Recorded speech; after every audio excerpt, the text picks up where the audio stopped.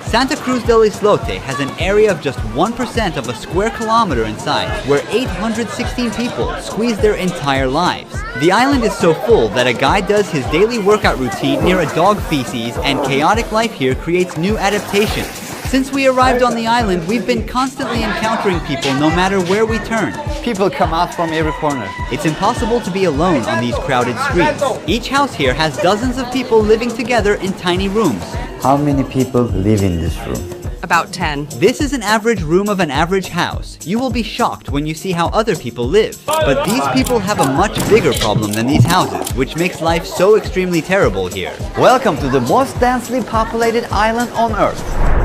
A 2-hour boat ride away from the mainland of Colombia, the island is just a little bigger than a football field in size and has a density of 68,000 people per square kilometer. Even in Hong Kong, known as one of the most densely populated cities in the world, this rate is 6,749. There are only 4 streets, and the place is entirely constructed of concrete. They don't have cars or motorcycles here. We feel the density as soon as we step onto the island. The sounds of people, roasters, waves, and music all mixed together. The homes here tell the story of the island. Let's get inside one now. Can we see inside your house?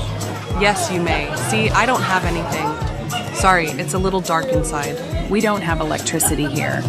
You can see that they have some laundry work in the hallway and they leave them to dry in this open area. Let's start with this room. Homeowner says 10 people share these 3 beds together. This is my room. How many people sleep on that bed? 3.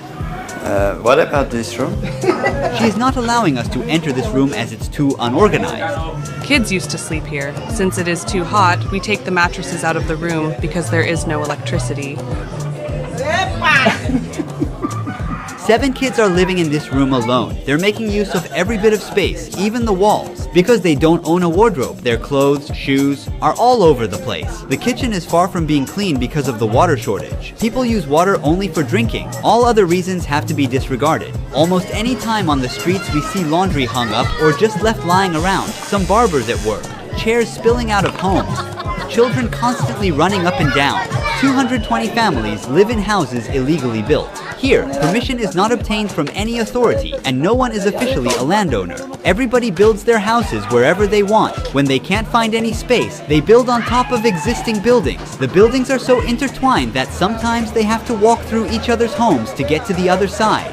As we get to know islanders more and more, we will discover a very different reason why their future is going to get even worse. Population density defies all logic. We see dishes and leftovers everywhere, and this dog is trying to eat the crumbs left on the spoon. Some people are fishing, others selling food on street corners, and some working on construction. A few are trying their luck with a lottery machine brought to the island, dreaming of becoming rich. As this all happens, there's a birthday celebration, and the party sounds can be heard everywhere. People are striving for comfort in their little space. Is this her own house or is she on a rent? My own house. What is the average rent here? There are some who pay rent because there are people who are not from here. They pay $50 to $75. Usually the only utility they pay for is electricity. There is a crowded family here. They gave the 2nd floor to their married children so that they can stay there. It seems they have a communal life here. For you to have a better understanding how small this island really is, I came to the furthest side of it and I will walk to the other side. And while doing that, I'll start a timer. Let's see how many minutes it will take. We're trying to find our way among the maze-like narrow streets. Privacy is impossible here because with every step we pass through someone's life.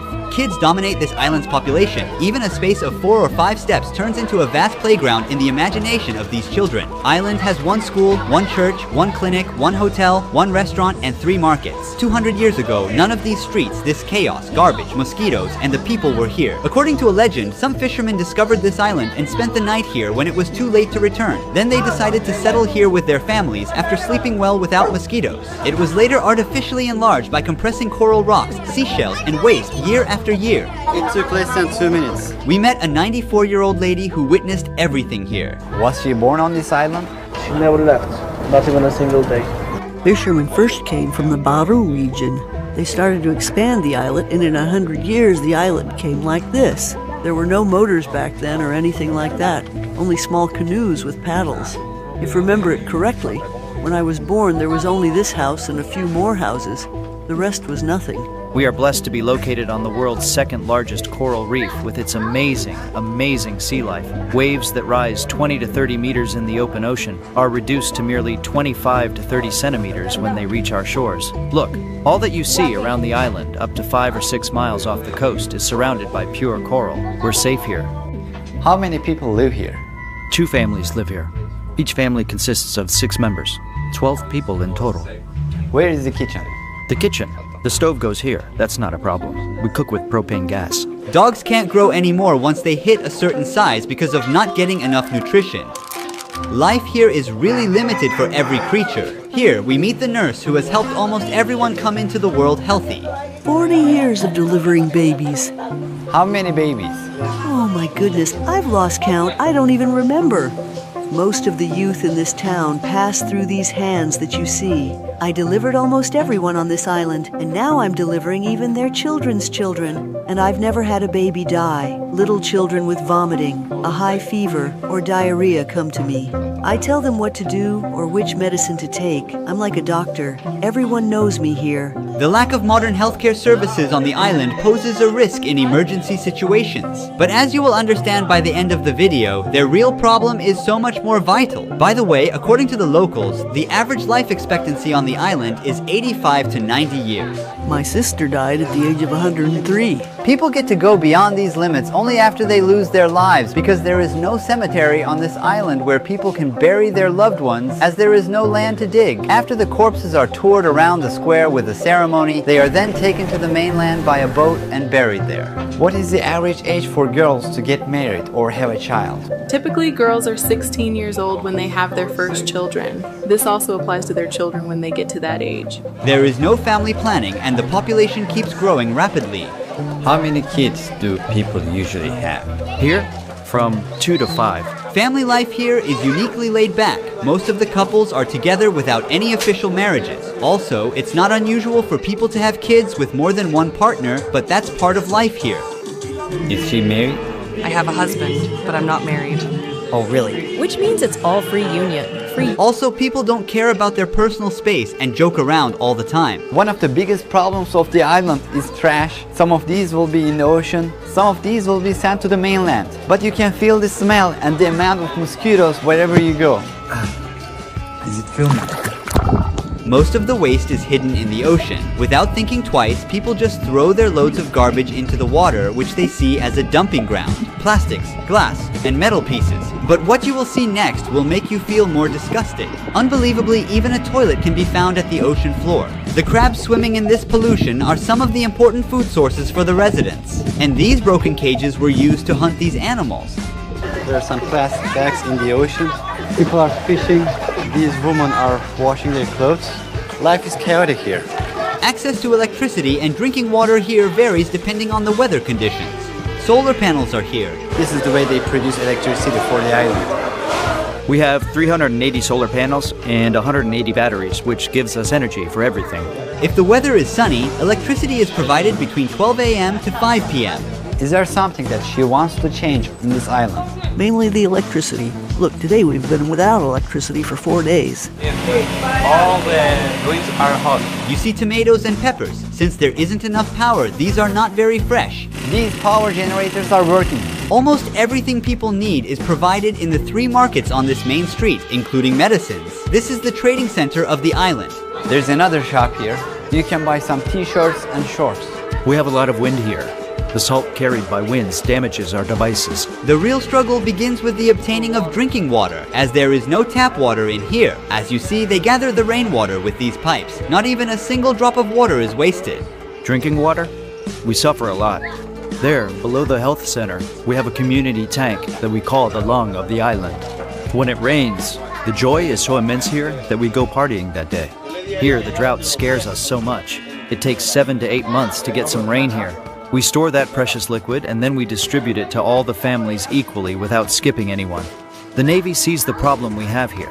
They let the mayor's office use their ships so that they could bring us some water. This helps a lot.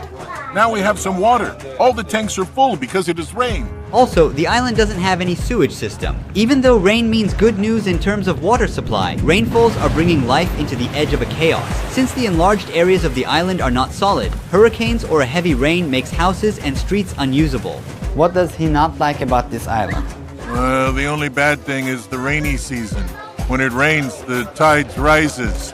All these streets are flooded with seawater.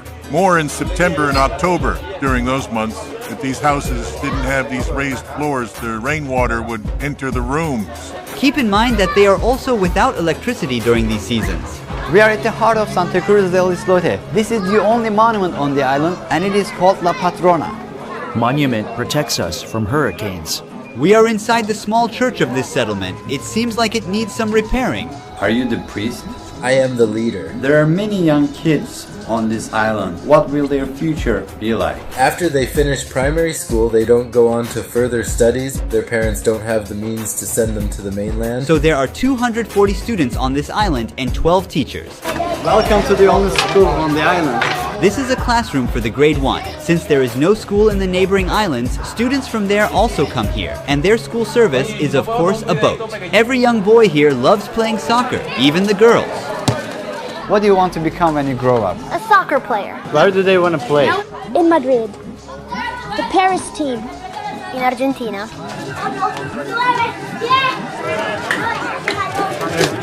Locals are earning their living by tourism. Qualified as a national park, the island charges $2.5 from the tourists for the entrance. With the arrival of these hundreds of tourists every day, a much bigger chaos appears on the streets. For us, tourists are a blessing from God. They are a source of employment, directly or indirectly. I am a bartender.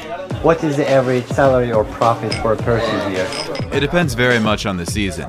There is a guy who goes diving. If he's lucky, he can make $30 per day. If there are a few tourists, he can only earn $15. A bartender, depending on the tourism season, after expenses and paying workers, can make $50 per day. This is if they can attract foreigners. Here there is an aquarium built for tourists where locals keep fishes, sea turtles, and even sharks in a very limited space.